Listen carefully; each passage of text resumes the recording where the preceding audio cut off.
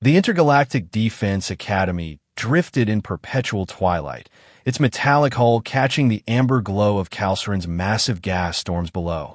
500 years after humanity mastered faster-than-light travel, they still occupied the lowest rung on the cosmic ladder of respect. In a universe where 63 species collaborated in uneasy alliance, humans were the newcomers, the curiosities, the evolutionary anomalies who somehow stumbled into the stars despite their soft skin and fragile bones. Lieutenant Cadet Mira Langley stood at attention in the main lecture hall, her olive-green uniform crisp against her brown skin. At 5'7", she was dwarfed by most of her classmates. The Zephyrians beside her stretched to 8 feet, their crystalline exoskeletons humming with bioelectric energy. Behind her, a cluster of Ortanian cadets rippled with controlled gravitational fields, their forms shifting between solid and semi-corporeal states. And, at the front of the room, pacing like a caged predator, was Instructor Zarnvelox. The Garati warrior stood 8.5 feet tall, his biological armor plates shifting with each movement like tectonic plates on a living planet. Where humans had evolved for endurance and problem-solving, the Garati had evolved for war. Their homeworld's gravity was 4 times Earth's, their atmosphere a toxic soup that would dissolve human lungs in minutes. They were, as Zarn frequently reminded the class, the apex of military evolution. Today's tactical analysis concerns the Velthrax heavy cruiser. Zarn's voice rumbled through the translator implants each cadet wore. His natural voice would have ruptured human eardrums. Can anyone identify the primary vulnerability in their shield matrix configuration? Several hands rose. Tentacles. Manipulator fields. Zarn's 4 eyes scanned the room, deliberately avoiding Myra's raised hand. This was typical. In 6 months at the academy, he called on her exactly twice, both times to demonstrate what he called typical human ignorance. Cadet Zeftar. Zarn gestured to a Zephyrian whose crystalline form chimed with anticipated success. The primary vulnerability lies in the aft shield generators, Instructor. The power coupling creates a harmonic resonance that can be exploited with focused particle beams. Adequate, Zarn nodded, his neck spines rattling approval. Though you failed to mention the frequency modulation required. Anyone else? Mira kept her hand raised. She'd spent 3 sleep cycles analyzing the latest technical specifications, cross-referencing them with battle reports from the Casterian conflict. The vulnerability wasn't in the aft shields at all. No one. Zarn's mandibles clicked in what passed for a Garati smile. Very well. The weakness, as Cadet Zeftar partially identified, lies in the harmonic resonance of the aft generators. A properly modulated particle beam at 2.7 terahertz will create a cascade failure in the entire shield grid. That's incorrect, Instructor. The words escaped before Mira could stop them. The room fell silent. Even the have-night cadet in the corner, whose species communicated through bioluminescent pulses, dimmed to near invisibility. Zarn's head swiveled toward her with mechanical precision. Did you speak, Cadet Langley? Yes, Instructor. The shield vulnerability was patched in the latest Velthrax refit. Technical Bulletin 7, Alpha 9, distributed 3 cycles ago. The aft generators now use a rotating frequency matrix that prevents harmonic targeting. The Garati's armor plates shifted, a sign of agitation. And I suppose you, a human who can barely withstand standard gravity training, think you understand Velthrax engineering better than species who've been studying it for centuries. I simply read the technical updates, Instructor. The real vulnerability is now in the forward sensor array. The new shield configuration creates a blind spot that lasts 0.3 seconds during each frequency rotation. It's a small window, but exploitable with precise timing. Zarn moved with surprising speed for his bulk, closing the distance between them in 3 strides. His shadow fell over Mira like a mountain blocking the sun. You dare to contradict me in my own classroom? I'm not contradicting you, Instructor.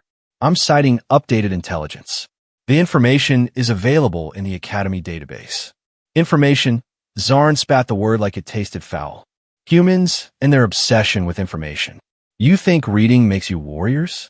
You think your soft, primitive brains can comprehend true combat?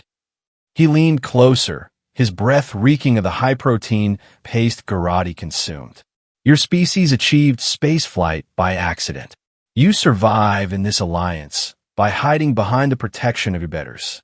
And you dare to lecture me about tactics?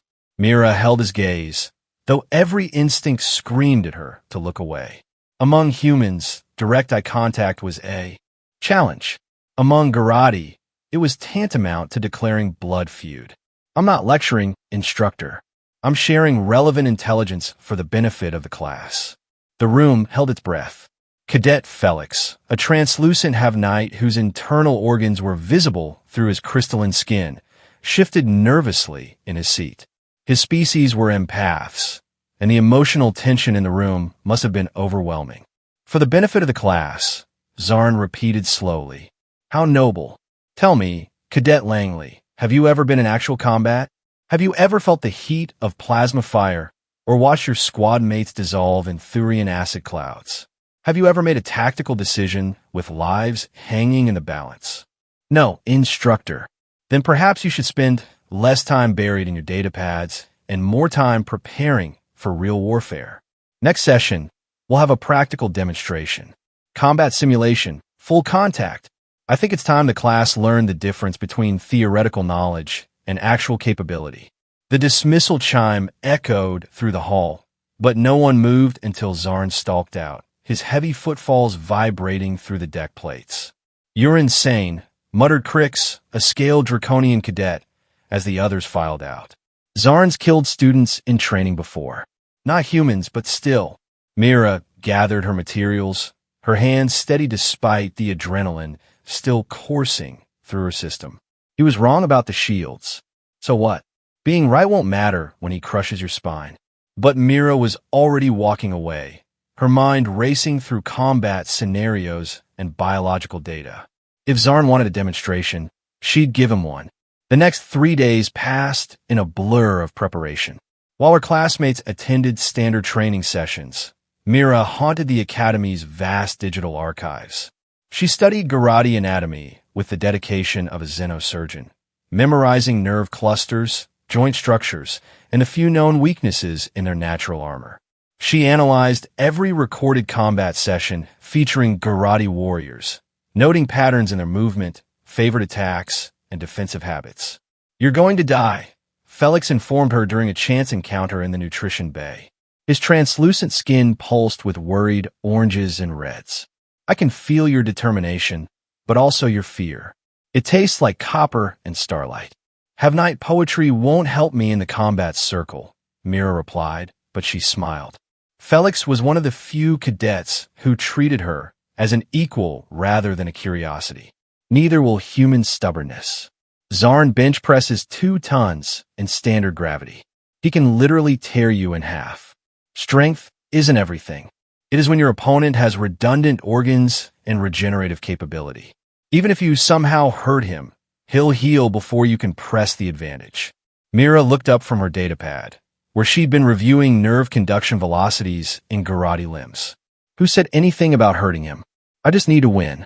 The day of the demonstration arrived with all the fanfare of a public execution. Word had spread through the Academy's networks, and the main training hall was packed with cadets from every division.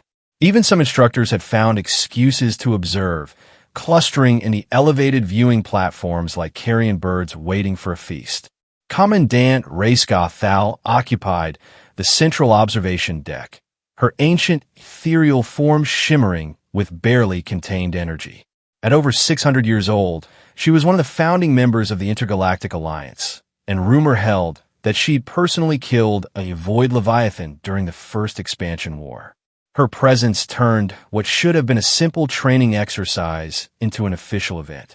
Mira entered the combat circle wearing the standard protective suit, though she knew it would offer little defense against Garrote strength. The material was designed to prevent accidental deaths during training, not deliberate ones. Zarn stood at the opposite edge of the circle, and for the first time, Mira truly appreciated the evolutionary gap between their species. His armor plates had taken on a darker hue, a sign of combat readiness. His four arms flexed with anticipation, each one capable of crushing stone. "The rules are simple," Zarn announced, his voice carrying easily through the arena. "Combat continues until one participant yields or is unable to continue. This is a training exercise in the realities of interspecies combat."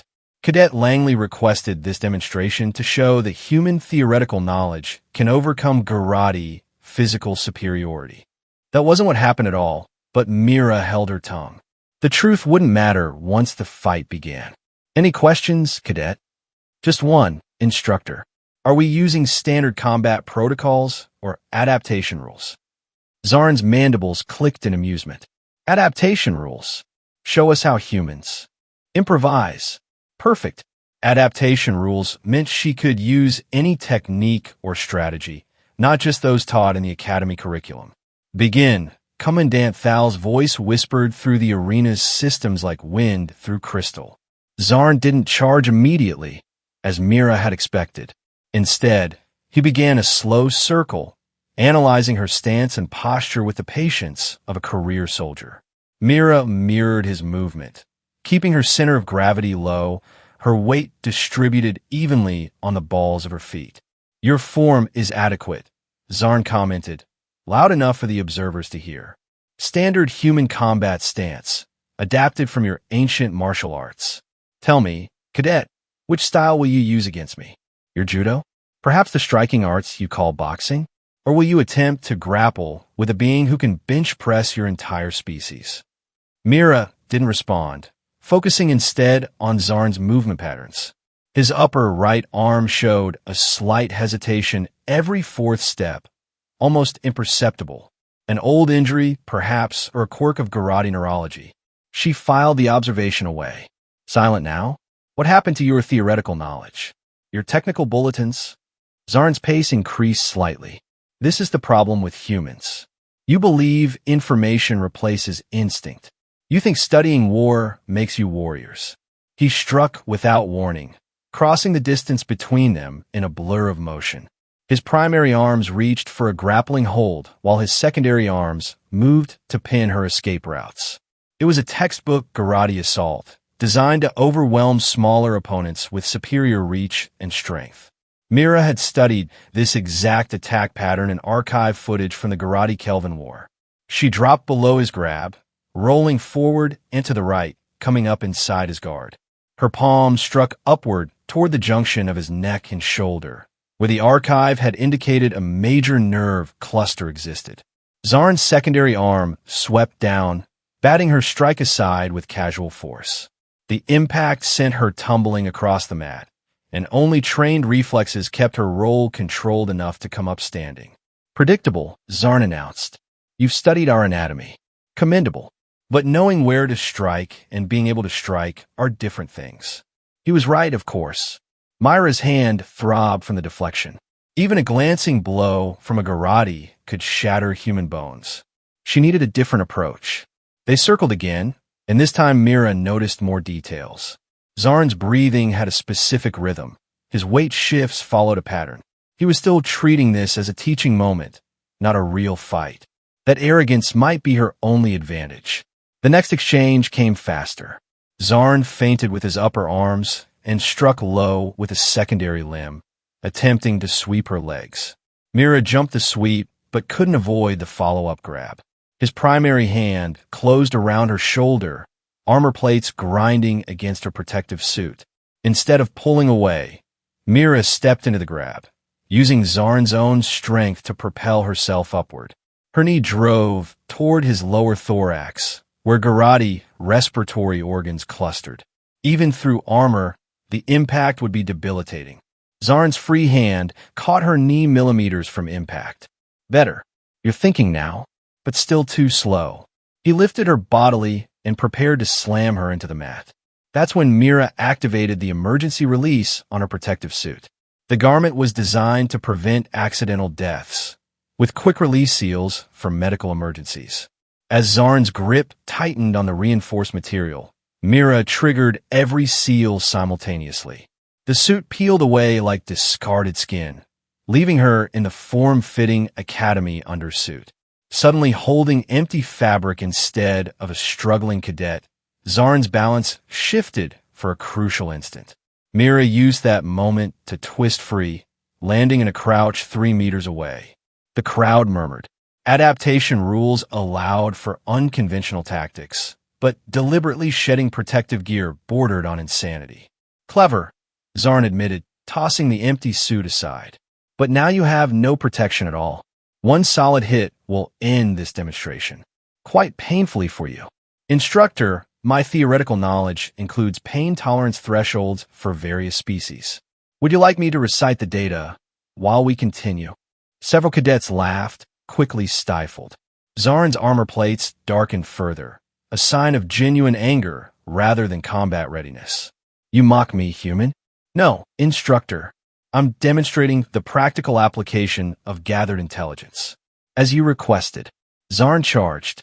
This time there was no teaching intention, no pulled punches. He moved with the fluid grace of a species bred for war, his attack patterns shifting from textbook to instinctive. Mira gave ground steadily, dodging and deflecting rather than meeting force with force. She couldn't match his strength, but she could use his momentum against him. The dance continued for long minutes. Zarn's frustration grew with each fail grab, each strike that found only air. Myra's smaller size and flexibility allowed her to slip through gaps in his attack patterns, but she was tiring faster. Human endurance, even enhanced by academy training, had limits. Stand and fight, Zarn roared, his translator struggling with the emotional overtones of Garrote battle rage. I am fighting, Instructor. Just not the way you expect. She had been waiting for this moment, when frustration would override training. Zarn lunged forward with all 4 arms extended, abandoning defense for a final, overwhelming assault. It was exactly what Mira had been baiting him toward. Time dilated in her perception. She saw the attack unfolding, saw the minute telltales in Zarn's posture that revealed his committed momentum. More importantly, she saw the exposed area beneath his jaw where armor plates separated during extreme forward extension. Mira didn't retreat this time. She stepped forward into the attack, accepting the inevitable impact to deliver her own. Her fingers, held rigid in a specific configuration she'd practiced for days, drove upward into the soft tissue beneath Zarn's jaw. The Garrote nervous system, for all its redundancy, had one critical weakness. The primary motor control ganglion sat at the junction of skull and spine, protected by armor everywhere except one small area that needed to remain flexible for head movement. In normal combat, the vulnerability was negligible. No opponent could survive getting close enough to exploit it. But Mira had accepted from the beginning that she would take damage to win. Zarn's upper right arm caught her ribcage with bone-crushing force. She felt ribs crack, felt the bloom of fire in her chest as something important shifted wrongly. But her fingers had found their target, and she pressed with every newton of strength she possessed. The effect was instantaneous. Zarn's motor functions scrambled as the ganglion misfired. His arms spasmed, his legs buckled, and 800 pounds of Garrote warrior crashed to the mat in an uncontrolled heap. The arena went silent. Mira stood over Zarn's twitching form, blood trickling from her mouth where the impact had caused internal damage.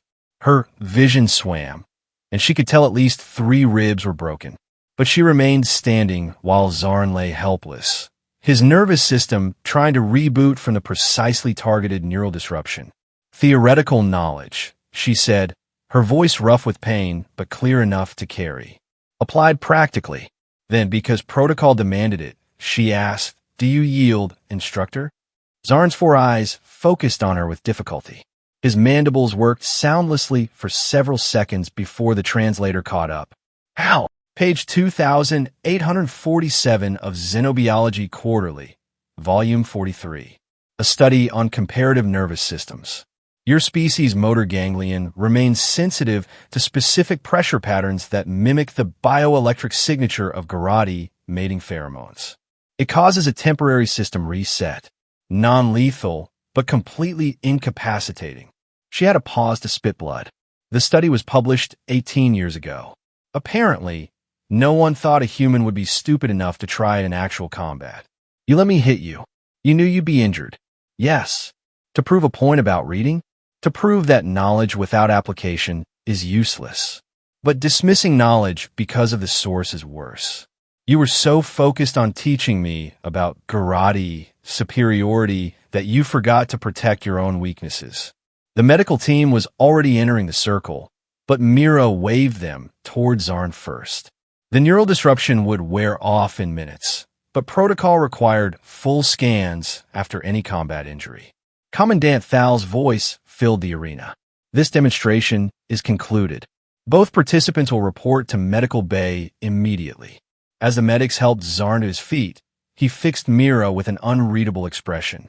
You could have targeted the kill zone. The ganglion is millimeters from the brainstem. Yes. Why didn't you? Mira accepted the support of a medical drone, wincing as movement aggravated her injuries. Because this was a training exercise, Instructor, not a war. And despite what you think of humans, we understand the difference. The following days brought a series of revelations that rippled through the academy like gravitational waves. The combat footage was dissected from every angle, analyzed by instructors and xenobiologists who marveled at the precision required to execute such a technique mid-combat. More significantly, it sparked discussions about the nature of strength itself. Mira spent 3 days in the medical bay, floating in a regeneration tank while alien technology knitted her bones back together. She had visitors, more than expected. Felix came by daily, his bioluminescent form pulsing with what she'd learned indicated amusement and respect. The betting pools never saw it coming. He informed her gleefully. The odds against you were 847 to 1. Several cadets made substantial profits. You bet on me? Of course not. Havanites don't gamble. We simply make probabilistic investments based on emotional resonance. He paused. I invested heavily. Even some Garati cadets stopped by, curious about the small human who dropped their instructor. They asked technical questions about her preparation, about the specific texts she'd studied. For the first time, they spoke to her as a peer rather than a lesser species. On the 4th day, as Mira prepared for discharge, Zarn himself appeared in the medical bay. The Garati instructor moved carefully, though scans showed no permanent damage. He stood at the foot of her bed for long moments, his armor plates shifting through various colors. I owe you an apology, he said finally. Mira said nothing, waiting. Not for the combat. That was educational, but for my behavior before. I let prejudice cloud my judgment. I dismissed your capabilities based on species rather than merit. This was unworthy of an instructor. Apology accepted. Zarn's mandibles clicked thoughtfully. Though I must say, your technique was unnecessarily risky. If I had twisted during the strike, you would have died. Calculated risk. I studied your combat patterns for days. You always commit fully to finishing moves. It's actually a minor flaw in your technique. Is it now? All 4 eyes focused on her with new interest. And do you have other observations about my flaws? Several. Your file is quite comprehensive. For the first time since she'd known him, Zarn laughed. It sounded like gravel in a fusion engine. Commandant Thal has assigned us to co-teach a new course. Interspecies combat dynamics. Apparently, our demonstration highlighted critical gaps in the current curriculum. Mira sat up straighter, ignoring the twinge from still tender ribs. Co-teach. Don't look so surprised. You've proven knowledge and application can overcome physical limitations. I've proven that underestimating opponents based on appearance is foolish. Together, we might actually prepare cadets for real combat. He paused. Though I still say you take too many risks, and you rely too heavily on strength. It's made you predictable. See, we're already developing course material. The next months saw a gradual shift in academy culture. The human cadets, previously isolated and overlooked, found themselves increasingly integrated into study groups and training sessions. Other species began requesting access to humanity's vast digital archives, curious about what other overlooked insights might be buried in academic journals. Mira and Zarn's joint classes became the most requested in the academy schedule. Their teaching style was unconventional, part lecture, part debate, part combat demonstration. Zarn would present traditional military doctrine, while Mira would counter with alternative approaches backed by multidisciplinary research. Then they'd step into the combat circle to test the theories practically. Your greatest strength, Mira explained during one memorable session, isn't your muscle mass or your armor. It's your assumption of superiority. Enemies underestimate you because you're obviously dangerous. But your greatest weakness is the same assumption. You underestimate enemies who don't look threatening. And humans, Zarn added, prowling the edge of the demonstration area, have evolved a particular talent for being underestimated. They survived not by being the strongest predators, but by being clever enough to make stronger predators irrelevant. He paused, armor plates rippling. This is not weakness. This is a different kind of strength. One that the Alliance needs to understand if we're to face future threats effectively. The cadets, Garati, human, draconian, and dozens of other species, watched in fascination as their instructors demonstrated integrated combat techniques. Zarn's overwhelming force, complemented by Myra's analytical precision. Brute strength guided by tactical insight. Later, in the instructor's lounge, Commandant Thal met with her senior staff. The ancient ethereal's form had solidified more than usual, a sign of intense focus. The incident between Instructor Velox and Cadet, "Excuse me, Lieutenant Langley," has had unexpected ramifications, she began. Applications from human colonies have tripled. More significantly, performance metrics across all species have improved by 23% since we implemented their integrated training approach. Respectfully, Commandant, said Instructor Kresh, a crystalline Xeraphim, one successful demonstration doesn't validate an entire species. No, Thal agreed. But it does suggest we've been measuring success too narrowly. The Garati are unmatched in direct combat. The ethereals excel at energy manipulation. The Havanites provide unparalleled reconnaissance through their empathic abilities. Perhaps humans offer something we've overlooked, which is... Kresh's form chimed skeptically. Adaptation, integration, the ability to take scattered pieces of knowledge and combine them in unexpected ways. They see connections we miss because we're too specialized in our own strengths. She gestured toward the view screen showing the training arena, where Mira was demonstrating escape techniques to a mixed-species group while Zarn provided commentary on countertactics. Look at them. A year ago, Velox would have crushed any student who challenged his authority. Now he's collaborating with a human he once considered inferior. That flexibility, that capacity for growth. It may be humanity's greatest contribution to our alliance. The others considered this in silence. In the arena, Mira finished her demonstration and turned to her students. Several raised hands with questions, not just humans, but draconians, Velthrax, even a few Garati. Remember, she said, automatically adjusting her stance as Zarn moved to demonstrate a counter technique. Strength comes in many forms. The mightiest warriors aren't those who never fall, but those who learn something every time they stand back up. Zarn nodded approvingly, his armor plates shifting to match his mood. And the wisest warriors are those who recognize strength in unexpected places, even in species they once dismissed. Their eyes met briefly across the training mat, predator and prey, teacher and student, colleagues, and something approaching friends. The moment held unspoken understanding. That true strength lay not in domination, but in growth, not in superiority, but in synthesis. As the session ended and cadets filed out, chattering excitedly about the techniques they'd learned, Felix lingered near the exit. His translucent form pulsed with complex patterns that Mira had learned indicated deep thought. You've changed everything, he said simply. Not just the training protocols, the way we see each other, the way we see ourselves. Mira shrugged, wincing slightly as the movement pulled at still healing tissue. Change was inevitable. The Alliance couldn't function forever on hierarchies based on physical attributes. We face threats that require more than muscle and armor. Still, It took courage to be the catalyst, to stand up when standing up meant standing alone. I wasn't alone. Not really. Every human cadet who endured mockery, every researcher whose work was dismissed, every diplomat who pushed for equal representation. We all stood together, even when we stood separately. Felix's internal lights shifted to a pattern she recognized as admiration mixed with curiosity. And now we keep pushing, keep learning, keep proving that diversity of thought is just as important as diversity of species. The next crisis won't care about our evolutionary origins.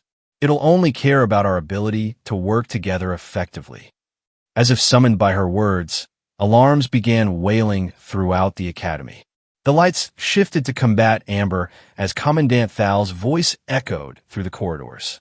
All personnel to battle stations. Long-range sensors have detected unknown vessels approaching from a void. Configuration does not match any known species. This is not a drill. The cadets and instructors moved with practiced efficiency, all traces of species rivalry forgotten in the face of potential threat. As Mira ran toward her assigned station, Zarn fell in a step beside her. "Ready to put our integrated training to the test?" he asked, all four arms checking his equipment with practiced ease. "Always," Mira replied, her mind already racing through tactical possibilities. "Though I hope whoever's coming has never read Xenobiology Quarterly. My trick probably won't work twice." Zarn's laugh boomed through the corridor, drawing startled looks from passing cadets. "Then we'll have to improvise. Together. Together." The word carried weight now, meaning something it hadn't a year ago. As alerts continued to sound and the Academy prepared for potential first contact or first conflict, Mira realized that her initial goal, proving human worth to the Alliance, had evolved into something larger. It wasn't about humans earning respect anymore. It was about all species learning to respect each other's unique strengths. In the face of the unknown, their survival might depend not on who was strongest, but on how well they could combine their strengths. The void held many secrets, many threats that even the 63 species of the Alliance had never encountered. But they would face them united, each contributing their best qualities to the whole. The Garati's strength, the Ethereal's energy manipulation, the Havanite's empathy, and yes, humanity's adaptability and insight. The future remained uncertain, but one thing was clear. The slap heard across the Academy had awakened something more than just neural disruption in a Garati instructor. It had awakened the possibility of true cooperation, understanding, and growth. And possibly, just possibly, that would be enough to face whatever emerged from the darkness between stars. The battle station's klaxon continued to wail as Mira and Zarn reached the tactical center. Around them, cadets and instructors of all species worked in seamless coordination, their differences forgotten in the face of shared purpose. On the main display, the unknown vessels grew larger, their alien geometry defying classification. "Well," Mira said, settling into her analysis station as Zarn took position at the tactical command console, "at least we'll get to test our theories in real combat." Indeed, Zarn rumbled, his armor plates shifting to combat configuration. "Though I still say you take too many risks. And you're still too predictable. But together, we might just surprise them." The unknown vessels continued their approach, and the Alliance prepared to meet them. Not as disparate species ranked by physical prowess, but as a unified force that had learned the value of all forms of strength. In the end, Mira reflected as the first contact protocols began, that might be the most important lesson of all, that true strength lay not in superiority, but in synthesis, not in standing above others, but in standing with them. The stars waited, full of promise and peril, and the Alliance, changed by a single moment of conflict that became a catalyst for growth, stood ready to meet them. After all, as Mira had learned and taught, knowledge without application was merely theory. But knowledge integrated with understanding, respect, and cooperation, that was power enough to face the universe itself. The view screen flickered as the alien vessels entered communication range. Whatever came next, they would face it as one. All stations report ready, the tactical officer announced. Mira looked at Zarn. Zarn looked at her. Two species, once divided by prejudice, now united by understanding. A microcosm of what the Alliance could become. Theoretical knowledge, Zarn said quietly. Applied practically, Mira finished. And together, they turned to face the unknown. The alien vessels arranged themselves in a complex geometric pattern that no Alliance database could identify. As the tactical center buzzed with activity, xenolinguists scrambled to decode the energy signatures emanating from the mysterious fleet. Mira found herself oddly calm, her fingers flying over the analysis console as she searched for patterns in the alien configuration. They're not attacking, she observed, highlighting specific energy readings. Look at these harmonic frequencies. They're mathematical progressions, not weapon signatures. Could be a trap, Zarn countered, but he was studying her data with interest. Lull us into complacency before striking. Possible, but unlikely. These patterns, they're too elegant, almost artistic. If I'm right, they're using prime number sequences combined with the golden ratio. It's a mathematical greeting. Commandant Thal materialized beside them, her ethereal form solidified into sharp focus. Explain. Mathematics is universal, Mira continued, her excitement growing. Any spacefaring species would understand prime numbers, geometric constants. They're showing us they're intelligent, but in a non-threatening way. Like extending an open hand instead of fist. Hippie nonsense, grumbled Commander Vex, a heavily armored Kandorian. Should blast them while we have the advantage. With respect, Commander, Zarn interjected, surprising everyone. Perhaps we should consider Lieutenant Langley's analysis. Attacking peaceful visitors would make us no better than the devourers of the last war. The tactical center fell silent. For a Garati warrior to advocate patience over aggression was unprecedented. But then, Mira reflected, everything had been unprecedented since their famous training match. Continue your analysis, Lieutenant, Thal ordered. All weapons remain powered but not targeted. Let's see if your theory holds. Over the next hours, the alien vessels continued their mathematical dance, growing more complex with each iteration. Mira worked alongside the Xenolinguist team, but it was her insight that proved crucial. Where others saw random numbers, she recognized Fibonacci sequences. Where they saw energy fluctuations, she identified harmonic resonances based on universal constants. They're building a language, she announced suddenly. Each sequence increases in complexity, adding new variables. They're teaching us their mathematical syntax in real time. Brilliant, whispered Felix, who had arrived with the diplomatic team. His translucent form pulsed with colors Mira had never seen before. I can feel their curiosity, not hostility. They're explorers like us. Working frantically, Mira began composing a response using the aliens' established patterns. She added humanity's contribution to mathematics, the concept of zero, imaginary numbers, calculus derivatives. The message was sent, and the alien fleet's movement stopped. For long minutes, nothing happened. Then, slowly, the vessels began to reform. Where before they had created geometric patterns, now they arranged themselves into something unprecedented, a three-dimensional representation of a spiral galaxy, with one arm flashing in sequence. They're showing us where they're from, Mira breathed, and asking where we are. The next days blurred together as the two fleets established true communication. The aliens called themselves the Synthesis, a collective of artificial and biological intelligence that had evolved together on their homeworld. They had been searching for other intelligent life for millennia, developing their mathematical greeting system as a universal protocol. The breakthrough came when Mira suggested combining human linguistic theory with Garati pattern recognition algorithms. Within hours, they had established basic vocabulary. Within days, complex concepts were being exchanged. You see, Mira explained to a gathering of cadets during a brief break. Every species brought something unique. The ethereal's energy manipulation helped us match their communication frequencies. The Havanites' empathy confirmed their peaceful intentions. The Garadi's tactical analysis ensured our safety throughout. And humans? We provided the framework to tie it all together. Don't forget the Draconian's heat resistance, added Crix, the scaled cadet, grinning. Turns out their ships run hot. Really hot. We're the only ones who can board them comfortably. The first formal meeting between the Alliance and the Synthesis took place aboard the Academy itself. The Synthesis ambassador was a being of living crystal and energy, similar to the Zephyrians, but evolved along completely different lines. The entity introduced itself as harmonizing grace between stars, though it accepted the nickname Grace for convenience. We have searched for so long.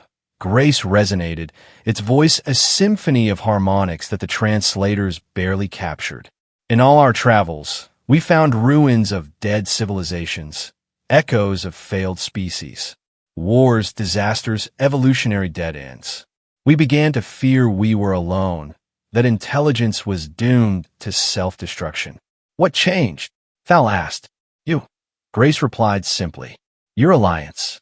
63 species, working together despite vast biological and cultural differences. It is unprecedented, beautiful, hopeful. We had to make contact to learn how you achieve this harmony. Mira caught Zarn's eye across the room. Both understood the irony.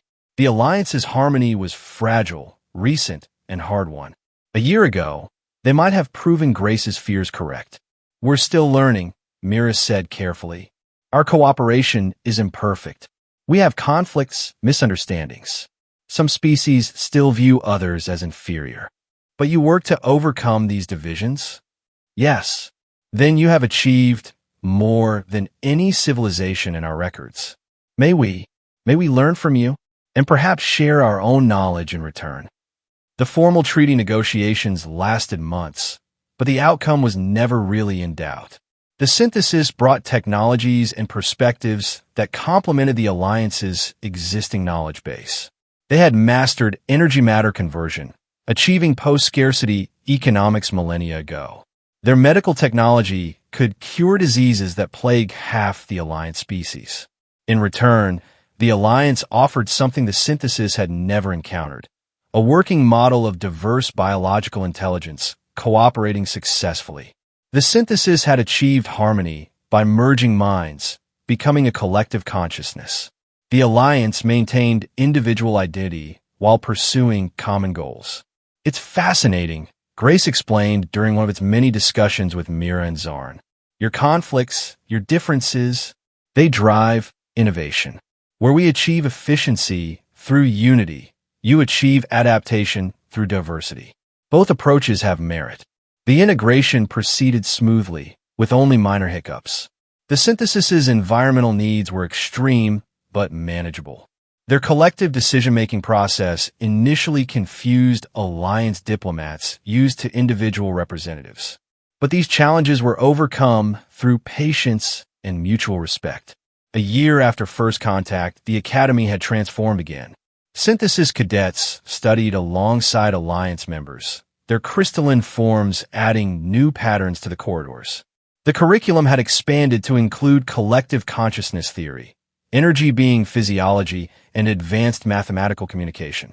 Mira, now promoted to full lieutenant and the Academy's first professor of xenological integration, stood before a mixed class of beings that would have been inconceivable 2 years ago. Beside her, Zarn served as professor of applied tactical theory, their teaching partnership having become legendary throughout the Alliance. Today, we'll be discussing the Battle of Kepler. 442, Mira began, activating the holographic display. This was the first joint operation between Alliance and Synthesis forces against the Void Raiders. Note how the Synthesis's collective coordination complemented our individual initiative tactics. A Garadi cadet raised a primary arm. Professor Langley, the records indicate the Synthesis forces initially struggled to adapt to the Raiders' chaos tactics. Excellent observation. Who can explain why? A Synthesis cadet resonated in response. Our collective consciousness excels at ordered response, but can be overwhelmed by truly random attacks. The Alliance forces, with their individual decision-making, provided the unpredictability needed to counter chaos with chaos. Precisely, Zarn rumbled approvingly. This battle demonstrated that our differences aren't weaknesses to overcome, but complementary strengths to be integrated. The synthesis brought overwhelming firepower and perfect coordination. The Alliance provided adaptability and creative thinking. Together, we achieved what neither could alone. As the lesson continued, Mira reflected on how far they'd all come. The slap that had echoed through the Academy 3 years ago had triggered a cascade of changes no one could have predicted. Not just in training protocols or command structures, but in the fundamental understanding of strength itself. After class, as students filed out in animated discussion, Grace approached the two professors. Its crystalline form had adapted to include color patterns that mimicked Alliance emotional displays, a touching attempt to bridge the communication gap. "I have news," Grace resonated. "The collective has made a decision. We wish to establish a permanent embassy within the Academy. More than that, we want to contribute to its mission, to help train not just soldiers, but bridges between species. The Academy is already stretched for space," Zarn noted pragmatically, "which is why we propose an expansion. We can provide energy matter conversion technology to create new sections designed to accommodate any environmental needs. Imagine training facilities that can simulate any world, any condition. Classrooms that adapt to each species' optimal learning environment." Mira and Zarn exchanged glances. Even after 3 years, they could still read each other's thoughts with uncanny accuracy. "It's not just about the facilities," Mira said carefully. "Are you proposing a full merger? The synthesis becoming part of the Academy's permanent structure?" "More than that." Grace's form shifted to deeper hues, indicating emotional significance. "We propose evolution. Not just military training, but a true center for interspecies understanding. A place where future generations learn to see strength in all its forms." The proposal was ambitious beyond anything previously imagined. It would require approval from the Alliance Council, buy-in from all member species, and a fundamental shift in the Academy's charter. It should have been impossible. 3 months later, construction began. The synthesis provided the energy matter converters. The Draconians handled the extreme environment construction. The Ethereals wove protective energy fields. The Garati supervised structural integrity. The Havanites ensured the emotional resonance of spaces promoted harmony. And the humans? They coordinated it all, finding connections others missed, solving problems through interdisciplinary thinking. "You realize what we're building?" Zarn asked during one late-night planning session. "A school," Mira replied absently, reviewing integration protocols. "No, a future. A place where the next time unknown ships appear from the void, our first response won't be weapons or fear. It'll be understanding." Mira looked up from her work, studying her colleague's face. The Garati's armor plates had taken on a contemplative pattern she'd rarely seen before. "When did you become a philosopher?" "When a tiny human proved that strength comes in forms I'd never imagined. When mathematical poetry from crystal beings opened doorways to the stars. When everything I thought I knew about superiority crumbled in the face of something greater. Cooperation." The new Academy sections came online gradually, each more impressive than the last. The synthesis had provided technology, but the Alliance had provided vision. Classrooms that could simulate any environment, from the methane seas of Titan to the crystal caves of Zephyr Prime.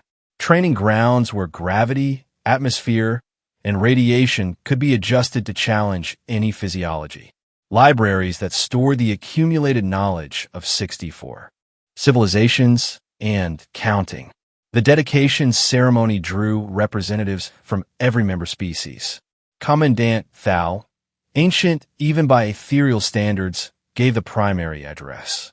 "What we dedicate today is not merely an institution," she resonated, her form blazing with uncommon intensity.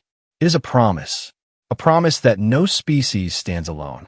that strength multiplied through understanding surpasses strength hoarded in isolation. That the greatest victories are not won on battlefields, but in moments when strangers become allies, when differences become advantages, when conflict transforms into collaboration. As the crowd dispersed after the ceremony, Mira found herself standing with a mixed group of cadets on one of the new observation decks. The view showed the star field beyond, infinite and full of possibility. "Professor," one of the human cadets ventured, "is it true you once defeated Instructor Velox in single combat?" Mira smiled. The story had grown in the telling, becoming legend. "I didn't defeat him. I surprised him. There's a difference. But the neural disruption technique was a trick that worked once. Real victory isn't about winning fights. It's about making fights unnecessary." She gestured to the diverse group around them. "Look at us.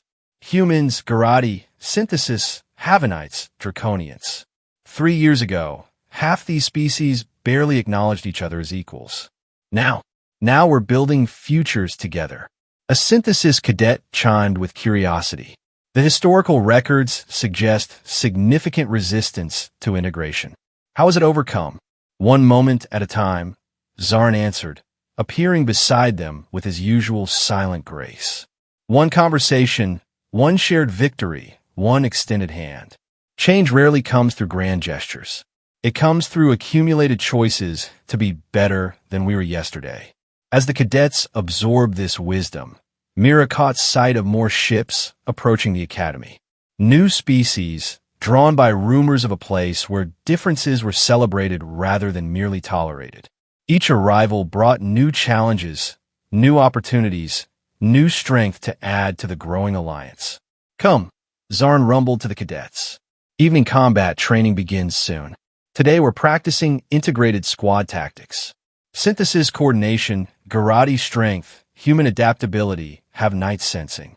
You'll learn to move as one while maintaining your individual strengths." As the group headed for the training halls, Mira lingered on the observation deck. In the distance, she could see the latest construction project, a monument to first contact depicting the mathematical greeting that had brought the Alliance and Synthesis together. Art born from science, understanding from difference. Her wrist display chimed with an incoming message. More unknown ships had been detected in Sector 7G. The Alliance Patrol was requesting xenological support for potential first contact. Mira smiled as she headed for the command center. Once, such news would have triggered military alerts and defensive preparations. Now, it initiated linguistic analysis, mathematical modeling, and cultural preparation protocols. The Academy's graduates were trained not just as warriors, but as ambassadors, scientists, and bridges between worlds. In the command center, she found the usual organized chaos of a developing situation. Officers from a dozen species worked in seamless coordination, their differences forgotten in the face of shared purpose. On the main screen, the new vessels were just becoming visible, organic-looking constructs that seemed to pulse with bioluminescent patterns. "Living ships," the sensor officer reported. "No mechanical signatures we can detect. Entirely biological constructs." "Fascinating," Mira murmured, moving to the analysis station. "Any mathematical patterns in their movements?" "Negative, but the bioluminescent pulses show regular intervals. Possibly a form of communication. Or metabolic processes," Zarn suggested, arriving to take his station. "Not every pattern has meaning. In first contact situations, we assume everything has potential meaning until proven otherwise," Mira countered, her fingers dancing over the controls. "Better to overanalyze than miss crucial signals." The next hours unfolded with practiced efficiency. The living ships approached slowly, their bioluminescent patterns growing more complex. The Xenolinguist team worked to decode potential meanings while the tactical team maintained defensive readiness without aggressive posturing. It was a have-night communications specialist who made the breakthrough. "The patterns correlate with their emotional states," she announced, her translucent form pulsing with excitement. "I can feel their curiosity, their hope. They're not using mathematics or language as we understand it. They're communicating through pure emotion, translated into light. Can we respond? Thal asked, materializing beside the communication station. Possibly, if we can modulate our ship's running lights to match their patterns. It took 3 attempts, but eventually, the Academy's exterior lights began pulsing in rhythm with the approaching vessels. The response was immediate. The living ship's patterns exploded into complex cascades of color and rhythm, a visual symphony of excitement and joy. They're celebrating. The Have-Night reported, tears streaming down her face. They've been searching for others who could understand them. They thought they were alone in a universe of mechanical intelligence. First contact with the Luminari, as they came to be known, proceeded unlike any previous encounter. These were beings of pure biological technology, evolved in the deep oceans of a world where bioluminescence was the primary form of communication. Their ships were extensions of themselves, grown rather than built. They had achieved spaceflight through biological adaptation rather than mechanical innovation. This changes everything. Grace resonated during the initial diplomatic meetings. We thought the dichotomy was between biological and artificial intelligence. But the Luminari represents something else entirely. Evolved biological technology. They prove that the paths to the stars are even more diverse than we imagined. The integration of the Luminari into the Alliance proved both challenging and rewarding. Their technology was incompatible with standard systems, requiring entirely new interfaces. Their emotion-based communication needed careful translation to avoid misunderstandings. Their environmental needs were specific and complex, but they brought gifts that transformed the Alliance's understanding of life itself. Biological adaptation techniques that could help species survive in hostile environments. Medical technology that worked through harmony rather than intervention. Most importantly, a perspective on intelligence that no one had considered, that emotion and logic were not opposites, but complementary aspects of consciousness. It's like the ancient human concept of music, Mira explained to a gathering of xenobiologists. Mathematics given emotional meaning through rhythm and harmony. The Luminari don't separate thinking from feeling. Every thought has an emotional component. Every emotion has a logical structure. They're living proof that intelligence can evolve in ways we never imagined. As the months passed, the Academy adapted once again. New courses in emotional communication, biological technology, and synthetic organic interfaces were added to the curriculum. Luminari instructors brought teaching methods that engaged feelings as much as thoughts, leading to breakthrough insights in fields ranging from tactical planning to theoretical physics. Lieutenant Kalen, one of the first human graduates to study under Luminari methods, described the experience. It's like learning to think with your whole being. Not just your brain, but your instincts, your emotions, your physical responses. When planning a tactical maneuver, we don't just calculate optimal paths. We feel the flow of battle, sense the emotional state of both allies and enemies. It's made us far more effective. The success stories multiplied. A joint Grody Luminari team developed combat techniques that combined raw strength with empathic prediction, allowing warriors to anticipate enemy actions through emotional resonance. Synthesis Luminari research produced hybrid technologies that blurred the line between grown and built, organic and artificial. Human strategic planners integrated emotional intelligence into their calculations, creating battle plans that accounted for fear, courage, and determination as quantifiable factors. 3 years after first contact with the synthesis, 2 years after the Luminari joined, the Academy had become something unrecognizable from its origins. The physical structure sprawled across multiple connected platforms, each section adapted to different environmental needs, but all connected through universal spaces where any species could interact comfortably. More importantly, the culture had transformed completely. The rigid hierarchies based on physical prowess had given way to fluid networks of expertise. A tiny Have-Night might lead a tactical planning session, while a massive Garrote served as a student. Luminari and motion singers worked alongside synthesis logic weavers to create new forms of art that touched both hearts and minds. "We've moved beyond tolerance," Commandant Thal observed during a staff meeting. "Beyond even acceptance. We've achieved something rarer, genuine appreciation for difference itself." The observation proved prophetic when long-range sensors detected the most significant find yet, an artificial construct the size of a small moon, clearly manufactured but ancient beyond measure. It broadcast a repeating signal on frequencies that suggested a technological base completely different from anything in Alliance records. The approach to the construct was cautious but not fearful. Ships from every member species joined the expedition, their diversity now seen as an asset rather than a complication. Whatever built this station might have left defenses keyed to specific types of technology or biology.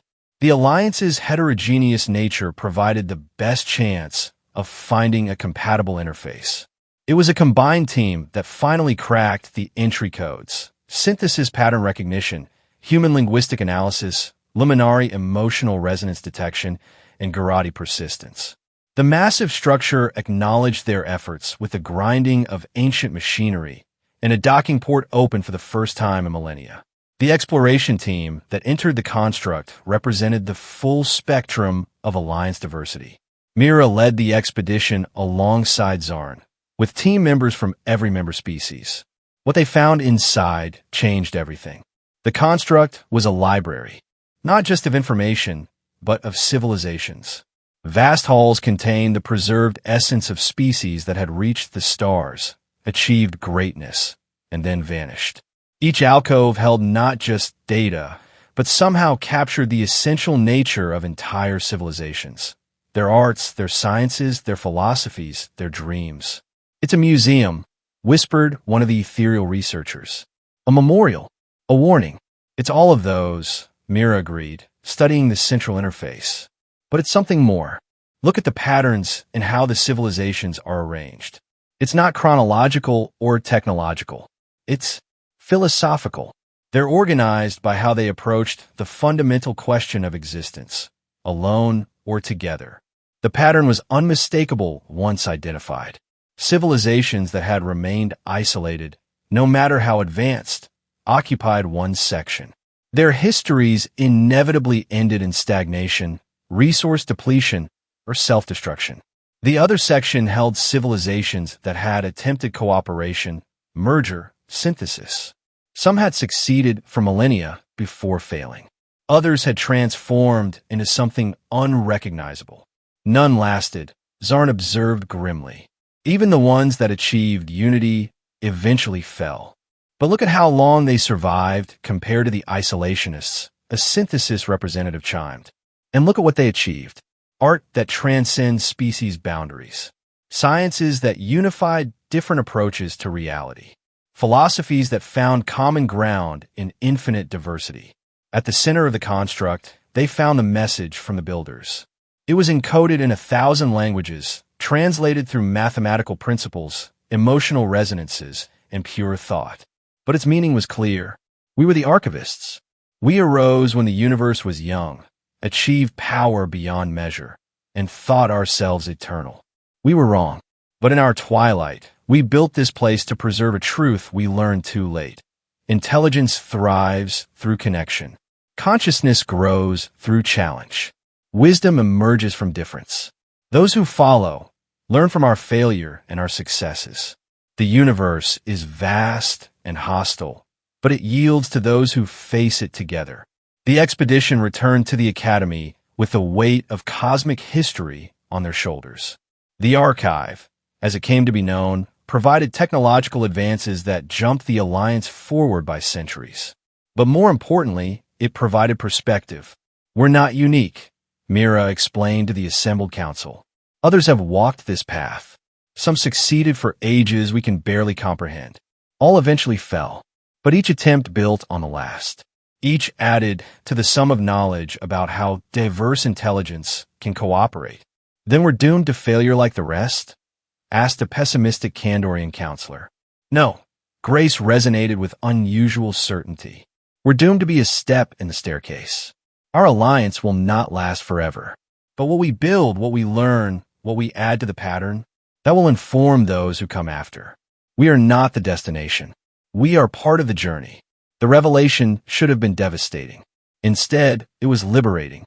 Freed from the impossible burden of permanent success, the Alliance focused on maximizing their contribution to the pattern. New policies encouraged even more radical cooperation. Exchange programs sent members to live with completely different species for years at a time. Hybrid technologies combining principles from all members became the norm rather than the exception.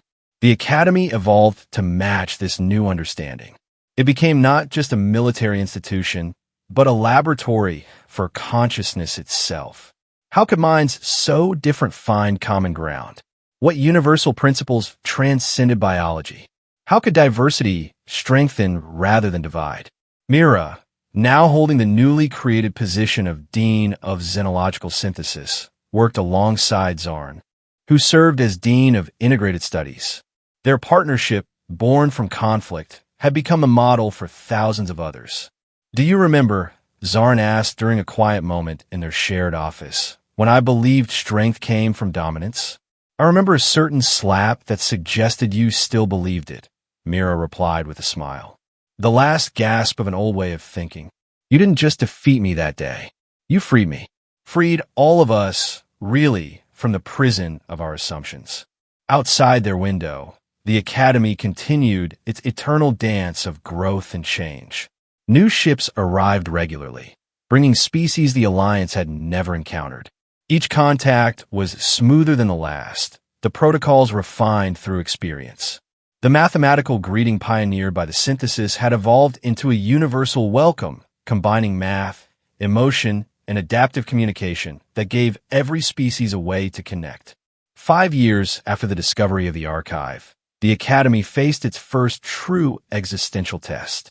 Long-range sensors detected something unprecedented, a wave of destruction moving through the galaxy, leaving dead systems in its wake. Analysis suggested it was a weapon, but one unlike anything in the archive's records. It consumed not just matter and energy, but information itself, leaving behind regions of space where the laws of physics themselves seemed scrambled. The crisis meetings were tense, but not panicked. This was what they had trained for, what the Alliance existed to face. As data poured in, a terrifying picture emerged.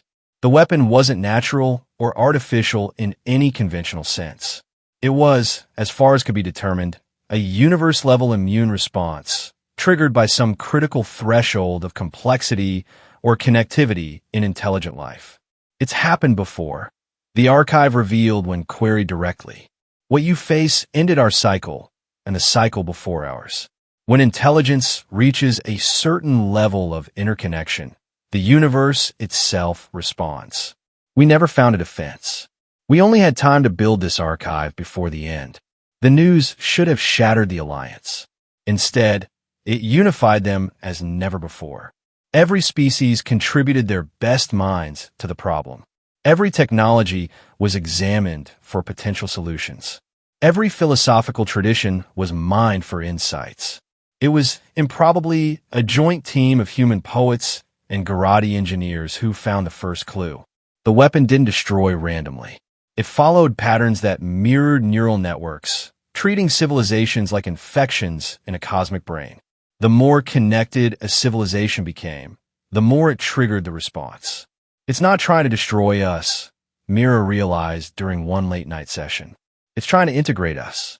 The universe has its own form of consciousness, and when we reach a certain level, it tries to absorb us into itself. Then why the destruction? Because we resist. We try to maintain our separate identities instead of joining the larger pattern. It's like an immune system attacking transplanted organs. The solution isn't to fight the response, but to find a way to merge with it while maintaining our essential nature. The solution, when it came, required every resource the Alliance possessed. The synthesis provided their expertise in collective consciousness. The Luminari contributed their understanding of emotion, as fundamental force. The humans offered their gift for finding connections between disparate concepts. The Garati brought their discipline and determination. Every species added their unique perspective to the grand work. They built not a weapon, but a translator, a way to communicate with the universe itself, to negotiate terms of integration that preserved individual consciousness while joining the cosmic pattern. It required technologies that bent reality, philosophies that transcended logic, and faith that intelligence in all its forms shared fundamental commonalities. When the wave reached Alliance space, they were ready. Ships from every member species formed a vast network, linked through quantum entanglement and emotional resonance. At the center, the Academy served as the focal point, its diverse population providing the template for preserved diversity within unity. The contact was overwhelming. For a moment that lasted eternity, every consciousness in the Alliance touched the vast mind of the universe itself. They felt its loneliness, its desire for communion with the intelligence that arose within it. They understood that the destruction was not malice, but frustrated attempts at communication by being operating on scales they could barely comprehend. The negotiation that followed happened on levels beyond language or thought. The Alliance offered themselves not as subjects to be absorbed, but as partners in consciousness. They showed the universe that diversity strengthened rather than weakened the pattern of intelligence. They demonstrated that conflict and cooperation were both necessary for growth. In the end, the wave passed through Alliance space without destruction. But nothing was unchanged. The contact had left marks on every consciousness, expanded perspectives beyond previous limits. They were still themselves, still individual species with unique identities. But they were also part of something larger, connected to the cosmic consciousness in ways that would take generations to fully understand. The Academy adapted once more, as it always had. New courses explored the nature of universal consciousness. Research teams worked to understand their new connection to cosmic awareness. Most importantly, they prepared for the next phase, serving as ambassadors between the universe and new intelligence that would inevitably arise. "We've become gardeners," Mira reflected during a faculty meeting years later, tending the growth of consciousness, helping new species find their path to the larger pattern without losing themselves in it. "Each graduation, we send out seeds," Zarn agreed. "Not just military officers or scientists, but bridges between levels of consciousness. Our students will help the next cycle of intelligence avoid the mistakes of the past." The Academy continued to grow, its mission expanding beyond anything its founders had imagined. It became a beacon for young civilizations, a place where the lessons of cosmic history were preserved and transmitted. The slap that had once echoed through its halls was remembered now as the catalyst for transformation, the moment when strength was redefined and the path to true unity began. In her private moments, Mira sometimes returned to the observation deck where she'd stood as a young cadet, looking out at stars that had seemed so foreign and hostile. Now, those same stars felt like neighbors, each potentially harboring intelligence that would someday join the great pattern of consciousness. The universe was vast and strange, full of challenges that dwarfed any single species' ability to comprehend. But it was no longer enemy territory to be conquered or dark wilderness to be feared. It was a community in the making, a garden of consciousness where diversity was the seed of strength and understanding the path to survival. The cycle would continue. New species would arise, face the crisis of cosmic integration, and either join the pattern or be absorbed by it. But each success would build on the last. Each failure would teach valuable lessons. The staircase of consciousness would continue its ascent, built from the combined efforts of countless species across cosmic time. And at the heart of it all, the Academy would continue its work, training not just warriors or diplomats, but gardeners of consciousness itself. The mission that had begun with military necessity had evolved into something far greater, shepherding the growth of intelligence throughout the universe, ensuring that diversity and unity could coexist, that strength could emerge from difference, and that consciousness in all its myriad forms could flourish. The stars waited, as they always had.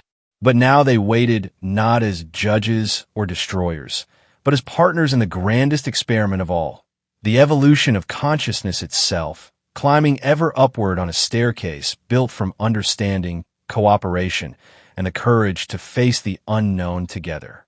In the end, that was the greatest lesson of all. Not that humans were equal to other species, not that strength came in many forms, not even that diversity was essential for survival. The greatest lesson was that consciousness itself was a collaborative project, a pattern that grew more beautiful with each new thread woven into it, a symphony that became richer with every new voice that joined the chorus. The universe sang, and finally, they all knew how to harmonize. Decades passed. The Academy sprawled across dimensional boundaries now, existing partially in real space and partially in the quantum foam where thought became reality. Students trained not just their bodies and minds, but their very consciousness, learning to navigate levels of reality their ancestors couldn't have imagined. Mira, now ancient by human standards but sustained by technologies that blurred the line between biological and cosmic existence, stood once more in the original lecture hall. It had been preserved as a historical monument, a reminder of where the journey began. The walls held holographic recordings of pivotal moments, first contacts, breakthrough discoveries, the negotiations with cosmic consciousness itself. But the moment she always returned to was that first confrontation with Zarn, the slap that changed everything. It played on eternal loop in one corner, a testament to how small actions could cascade into cosmic consequences. Still dwelling on the past, Zarn's voice rumbled behind her. The old Garati moved slowly now, his armor plates worn smooth by centuries of service. But his mind remained sharp, his dedication unwavering. Not dwelling, learning. Every time I watch it, I see something new. The fear in my eyes, the certainty in yours, the shock on everyone's faces when I stood back up. We were all so young, so convinced we understood strength. And now I know we're still young, still learning.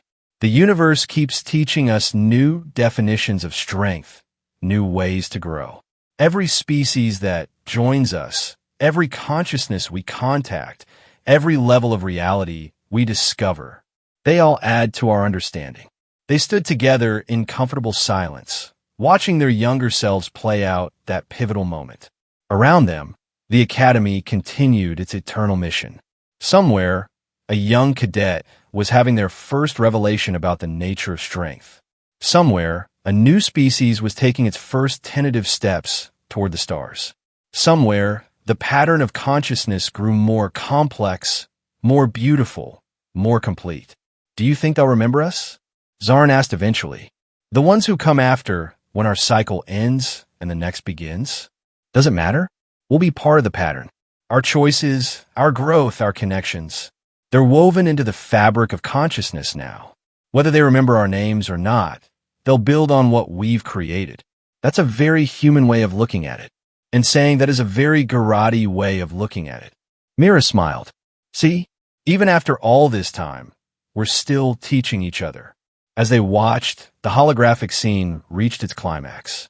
Young Myra's fingers found their target. Young Zarn fell. The gathered cadets gasped in shock. And in that moment, frozen in time, the future changed. Come, Mira said finally. We have a new class to teach. The Transcendents are struggling with the concept of individual identity within collective consciousness. They need to understand that unity doesn't require uniformity. My favorite lesson. The one you taught me all those years ago. They left the memorial hall together, two ancient beings who had shaped the course of cosmic history through their unlikely partnership. Behind them, the holograms continued their eternal dance, teaching new generations the lessons of the past. But the real legacy lived on in the connections forged between minds that should have remained forever alien to each other. In the understanding that strength was not a fixed quantity, but an evolving quality. in a recognition that consciousness itself was a collaborative artwork painted across the canvas of reality by every thinking being that had ever existed. The Academy endured, a lighthouse in the cosmic dark, guiding new intelligence toward understanding rather than conquest, cooperation rather than dominance, growth rather than stagnation. And at its heart beat the simple truth that had started it all. True strength lay not in standing above others, but in lifting others up to stand beside you. The universe continued its eternal expansion, consciousness riding the wave of space-time into an uncertain but hopeful future. And somewhere in the vast tapestry of existence, the echo of a slap continued to reverberate, its consequences rippling outward in patterns too complex for any single mind to grasp. But together, they could begin to understand. Together, they could face whatever came next. Together, they could climb the infinite staircase of consciousness, each step built on the efforts of those who came before, each step supporting those who would come after. The greatest lesson of all, in the end, there was only together. And that was enough. That had always been enough. That would always be enough. The stars sang their ancient song, and consciousness danced to its rhythm, forever growing, forever changing, forever reaching toward a unity that preserved the beautiful diversity of its parts. And in a quiet corner of the Academy, in a simple plaque that few noticed among the grander monuments, an inscription captured the essence of everything they had learned. Strength is not measured by the force of your grip, but by the number of hands you help to rise. The cycle continued. The pattern grew. The dance of consciousness swirled on through space and time, each movement more graceful than the last, each partner adding their own unique steps to the eternal choreography of existence. Somewhere, a young cadet faced their first challenge. Somewhere, an unlikely friendship began. Somewhere, understanding bloomed between minds that had seemed impossibly alien. The future remained unwritten, full of promise and peril. But whatever it held, they would face it as they had learned to face everything, together, in all their magnificent diversity, united not by sameness, but by mutual respect for their differences. The Academy stood ready, as it always had, as it always would, training the gardeners of consciousness, the builders of bridges, the weavers of the great pattern. The work continued, would always continue, as long as intelligence sought to understand itself and its place in the cosmos. And perhaps that was the ultimate victory, not conquest of the universe, but partnership with it. Not dominance over other minds, but communion with them. Not the strength to stand alone, but the wisdom to stand together. The echo of that long-ago slap faded into the background hum of cosmic consciousness. Its purpose served, its lesson learned. But its consequences rippled onward, shaping futures yet unimagined, building connections yet undreamed. In the end, that was legacy enough for anyone. To have changed the course of consciousness itself, not through force, but through understanding. Not through superiority, but through synthesis. Not through isolation, but through integration. The universe expanded, consciousness expanded with it, and the great experiment continued.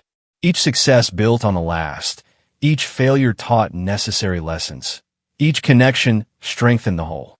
And at the heart of it all, a simple truth echoed through the dimensions. We are stronger together than we could ever be apart. The dance went on, and the music of the spheres played for all who had learned to hear its harmony. Time flowed forward, carrying consciousness toward destinies still unfolding, possibilities still unexplored, connections still waiting to be made. But that, as they say, is another story. One that each new generation would write for themselves, building on the foundation laid by those who came before, reaching toward futures limited only by their ability to imagine and their courage to connect. The legacy of that day in the training hall lived on not in monuments or archives, but in the countless moments of understanding that rippled outward through space and time. Every hand extended in friendship, every barrier overcome through patience, every conflict resolved through wisdom rather than force. These were the true inheritors of that pivotal moment. And perhaps that was the most human contribution of all to the cosmic tapestry. The understanding that the smallest gestures could create the largest changes, that individual choices could reshape the destiny of civilizations, and that true strength was measured not in the force to dominate, but in the power to transform. As the universe continued its eternal expansion, new forms of consciousness emerged, each adding their voice to the growing chorus. The Academy adapted, as it always had, preparing each new generation to face challenges beyond imagination with tools forged from cooperation, wisdom earned through diversity, and strength drawn from unity. The pattern continued, beautiful in its complexity, resilient in its diversity, eternal in its growth. And somewhere in that vast cosmic dance, the echo of a young human cadet standing up to injustice continued to inspire those who would shape the futures yet to come. For in the end, that simple act of defiance had taught the greatest lesson of all. That courage is not the absence of fear, but the determination to act despite it. That strength is not the power to stand alone, but the wisdom to stand together. And that the mightiest force in the universe is not gravity or dark energy or the nuclear fires of stars, but the simple willingness of conscious beings to reach across the void and say to one another, "You are not alone. We are in this together. And together, we can face anything." The stars wheeled overhead, ancient and patient, witnesses to the endless story of consciousness discovering itself. And in their light, the work continued, would always continue, as long as thinking beings dared to dream of something greater than themselves. This was their legacy. This was their gift to the cosmos. This was the true meaning of strength. And it would echo through eternity, a reminder that even the smallest among us can change everything, if only we have the courage to stand up and be counted. The universe listened and learned and grew. And the dance of consciousness continued, spiraling ever upward into light.